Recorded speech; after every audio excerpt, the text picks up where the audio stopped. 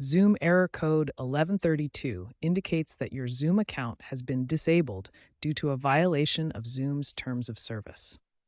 This video will guide you through understanding why this happens and how to resolve it.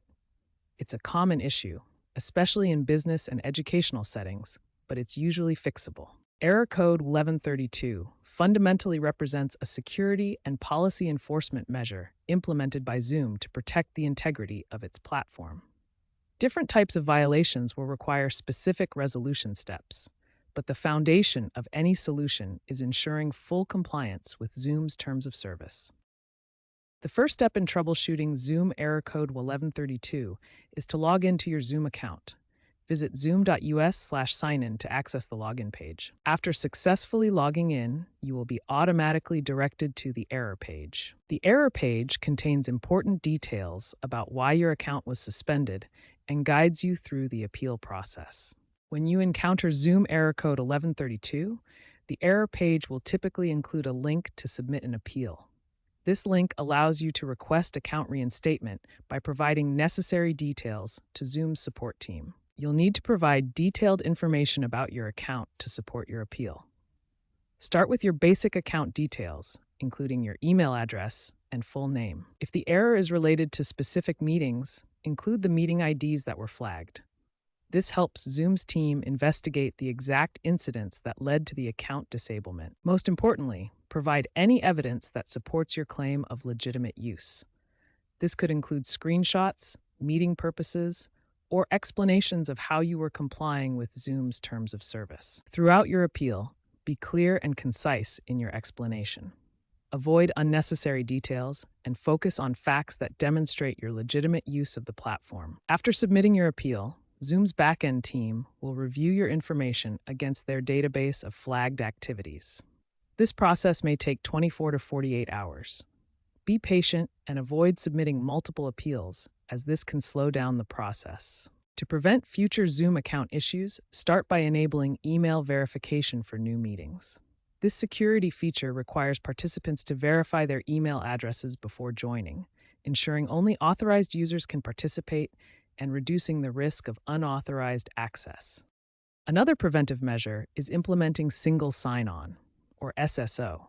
This allows users to access Zoom using their existing organizational login credentials, eliminating the need for separate passwords and providing centralized security management across multiple applications. For maximum security, enable two-factor authentication. This adds an extra layer of protection by requiring not just a password, but also a second verification method such as a code sent to your phone, a mobile app notification, or a physical security key before granting access to your account. A freelance consultant in 2026 faced account disablement after integrating Zoom with an unapproved automation tool.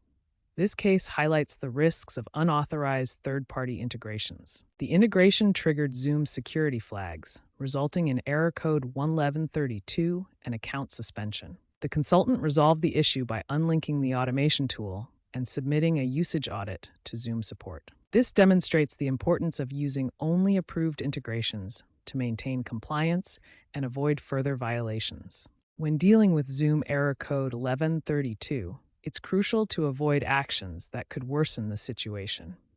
Do not attempt to bypass Zoom's security measures, as this can trigger additional violations and potentially lead to permanent account suspension. Another important thing to avoid is using unauthorized third-party tools or integrations.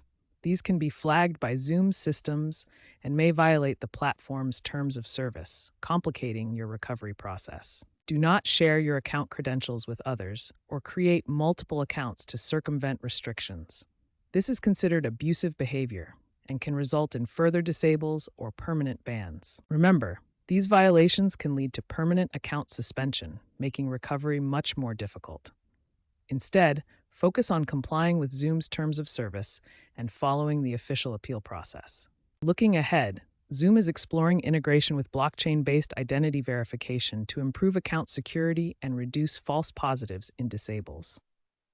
Blockchain-based identity verification uses decentralized, tamper-resistant systems to create more accurate and verifiable user identities. The benefits of blockchain include data integrity, security, transparency, and decentralization, helping to prevent unauthorized access and account violations.